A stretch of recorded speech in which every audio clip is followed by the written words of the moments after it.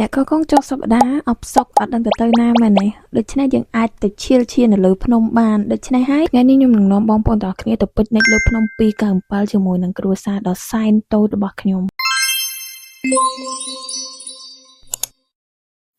ដោយសារតែថ្ងៃសៅរ៍អាទិត្យខ្ញុំរៀនអញ្ចឹងហើយដល់ពេលខ្ញុំចេញពីរៀនក៏បានឮដំណឹងថាពូនាំទៅឡើងលើភ្នំអីហើយបន្ទាប់មកក៏ខ្ញុំបានជួយធ្វើម្ហូបអីខ្លះៗព្រោះអីពេលហ្នឹងបងហើយនឹងពូខ្ញុំបានធ្វើហើយខ្លះអស់ហើយអញ្ចឹងខ្ញុំគ្រាន់តែមកបន្ថែមតិចតួចហើយរៀបចំខ្លួនទៅមកទៅឡើងលើភ្នំយើងអាចពាក់បើជើងកែងឬក៏រ៉ូបស៊ីការឡើងទៅបានទេត្រូវអត់អញ្ចឹងហើយយើងពាក់អីទៅស្រួលៗទៅដើរទៅហើយខ្ញុំធ្វើខ្លួនអីអញ្ចឹងក៏អត់សូវសាំញ៉ាំច្រើនដែរដាក់តាន់តិចតួចអីរួចហើយអញ្ចឹង5នាទីអីរួចហើយអត់សូវយូរម៉ានេះដោយសារតែចេញទៅនៅរៀងក្បាលល្ងាចម៉ោង6អីដែរអញ្ចឹងយកបើកភ្លើងឲ្យព្រោះអីមកវិញដឹងពេលយកបើមិនម៉ោង7ក៏ម៉ោង8ដែរហើយយើងក៏ចាប់ផ្ដើមដាក់អីវ៉ាន់ឡើងលើឡានដើម្បីជិះទៅអញ្ចឹងទៅក្នុងនឹងមានដូចជាក្រានអាំងសាច់ធុងតកចានលភីអីខ្ជុងអីអញ្ចឹងទៅព្រោះអីយើងឡើងទៅនឹងដើម្បីអាំងសាច់ញ៉ាំមើលទេសភាពបែបមើល sunset អីអញ្ចឹងជិះទៅតាមផ្លូវនឹងទេសភាពក៏មិនណយណាស់ដែរយើងតាមផ្លូវនឹងក៏បានឈប់ចូលទិញភេសជ្ជៈ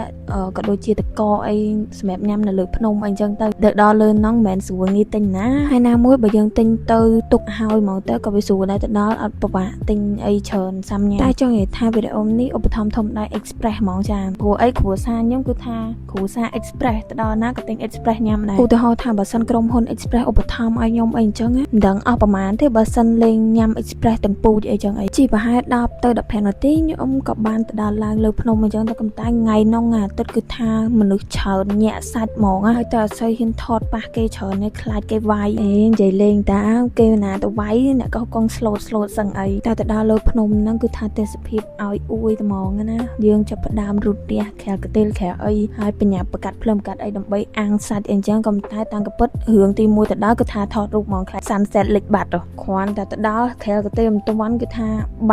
បែកចែកជើងគ្នាអ្នកថតអ្នកថត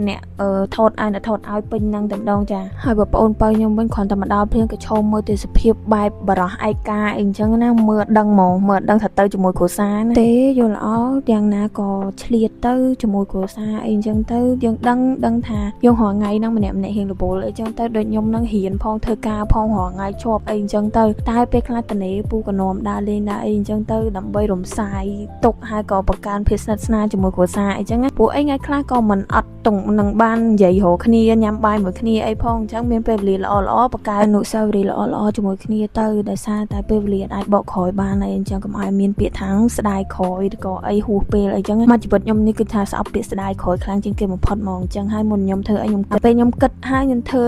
គឺថាធ្វើដោយគ្មានភាពស្ដាយក្រោយដែលភាគច្រើនចាស់តែនិយាយថាគិតមុនគួរនឹងឯងខ្ញុំគឺថាយល់ស្របជាមួយនឹងពាក្យហ្នឹងខ្លាំងមែនតើហ្មងយើងគិតមុនគួរមិនគូឲ្យមិនគិតទេណ៎ឲ្យតែនិយាយជាប់មាត់ចូលដល់ឆ្ងាយទេណាឥឡូវចូលមកថប់ពេចលើភ្នំចឹងវិញឥឡូវយើងចូលដល់ពេលវគ្គអាំងសាច់ណាគឺថាថ្ងៃនេះពូខ្ញុំមិនចេញស្នាដៃមកដោយសារគាត់ដឹងថាក្មួយអាចតែពេលអាំងឲ្យគាត់ដឹងតែខ្លោចហ្មងថ្ងៃនេះពូខ្ញុំទិញបានមឹកសិតតពងហ្មងតែចៃដន្យអីគឺថាបងស្រីខ្ញុំហ្នឹងគឺថាគាត់អាឡែស៊ីគ្រឿងសមុទ្រចាមកវិញកទួលអេសពេញមុខហ្មងអូយចង់ថា10ឆ្នាំមានប្រហែលដងនេះគួយអាំងមឹកលើភ្នំមើល sunset អីចឹងអូយទេសភាពញាក់ហ្មងណាបែបជាមួយមនុស្សជាទីស្រឡាញ់នៅជាមួយអ្នកដែលយើងយល់ចិត្តយើងអីចឹងទៅអូយឲ្យអួយយើងមានបែបជាស្លឹកខ្ទឹមបឺលាបពីលើអីចឹងទៅសាកសម័យមើលជាតិប៉ុណ្ណានេះហើយឥឡូវខ្ញុំចាប់ផ្ដើមអាំងបន្លែដើម្បីអីគេដាក់អាំងតែអាំងបន្លែដាក់អាំងណាទេហាន់បន្លែដើម្បីដាក់អាំងតែបន្លែនឹងគឺតាមបន្លែខ្ទឹមបារាំងឲ្យតែហាន់ពេលណាគឺថាចង់តែយំហ្មងសូមជូនចំណងជើងរឿងថាគឺថាទិរណកម្មខ្ទឹមបារាំងតែម្ដងអូយខនមើលរៀងហាន់មកហ្នឹងក៏ដឹងថាចង់ភៅឯកដែរចៃមែនហ្មងក៏បាត់រត់តែស៊ីដៃមុនពេលទៅហ្នឹងពូខ្ញុំក៏បានដាក់សូបកាទុកមុនដែរអញ្ចឹងហើយទៅការរងចាំសាច់អាំងរបស់យើងហ្នឹងក៏មិនសូវយូរដែរព្រោះយើងបានអង្គុយតេស្តបកាអញ្ចឹងតេស្តស្អីមឹកមិនទាន់បានឆ្អិនផងបកាហ្នឹងចង់អស់បាននេះសាច់បងខ្ញុំក៏ហូបបកាផងបើគាត់ហូបបកាទៀតបកាហ្នឹងអស់តាំងពី5នាទីដំបូងតែមិនអីទេយូរម្ដងយើងឈៀលជាមួយនឹងជីវិតនិយាយរឿងអាឈៀលនឹងជីវិតហ្នឹងអាចជីវិតហ្នឹងដែលចង់ឈៀលជាមួយយើងទៅវាចង់តែរោកដាក់ហ្នឹងណាហើយនេះបងបើខ្ញុំគេ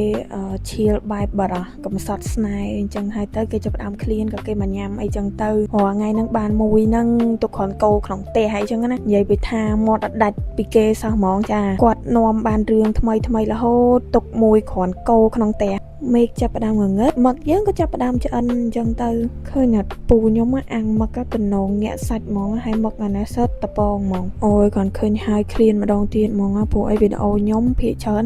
មួយទឹកពេលអាទិត្យអីបានវាកាត់អី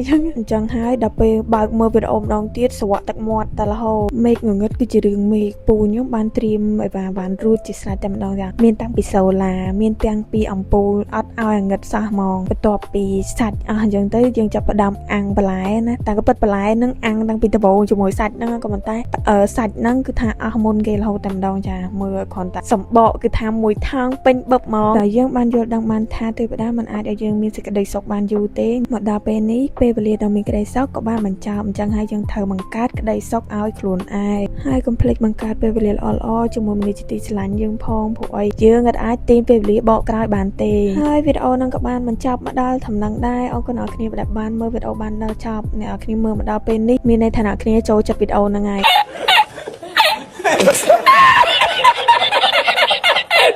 Thanks for watching my vlog. Bye bye.